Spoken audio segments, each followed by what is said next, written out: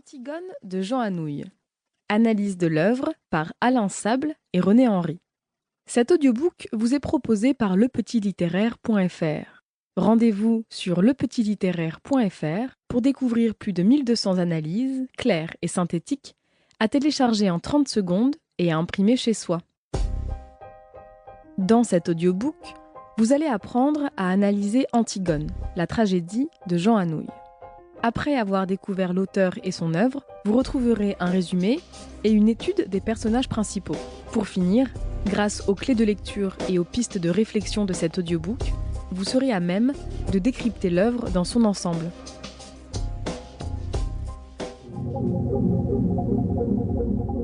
Jean Anouilh. Jean Anouilh est né en 1910 à Bordeaux. C'est un homme discret qui travaille d'abord dans une agence de publicité. Mais en 1928, il assiste à une représentation de Siegfried, la pièce de Jean Giraudoux, qui le décide à écrire pour le théâtre. Il devient alors, dès 1930, le secrétaire de l'acteur et metteur en scène français Louis Jouvet, qui est aussi directeur du théâtre de l'Athénée. Leur collaboration est de courte durée, car ils ont des tempéraments incompatibles, mais elle pousse quand même Jean Anouilh à écrire la pièce L'Hermine en 1932. Ses maîtres, à côté de Musset et Marivaux, qu'il a 1000 fois relus, sont aussi variés que Claudel, Pirandello, Shaw ou Molière.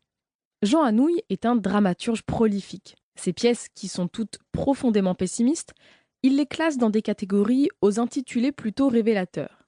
Il y a les pièces noires, comme Antigone, les pièces roses, comme Le bal des voleurs, les pièces grinçantes, comme La grotte, paru en 1961, les pièces brillantes, comme La répétition ou l'amour puni, paru en 1950, les pièces costumées, comme L'Alouette, paru en 1953, mais encore les pièces secrètes, comme en 1975, L'Arrestation. Et finalement, il y a les pièces farceuses, comme la pièce de 1981, Le Nombril. Maintenant que vous en savez un peu plus sur l'auteur qu'est Jean Anouilh, intéressons-nous à son œuvre, Antigone.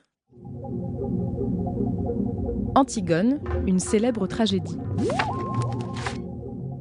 Antigone est publiée pour la première fois en 1944. C'est une tragédie moderne en prose, revisitée et adaptée du texte antique du poète tragique grec Sophocle, qui a vécu de 496 avant Jésus-Christ jusqu'à 406 avant Jésus-Christ. La pièce est écrite en 1942, alors que Paris est occupé. La censure hitlérienne autorise sa publication, car elle voit dans la victoire de Créon la justification de l'ordre établi.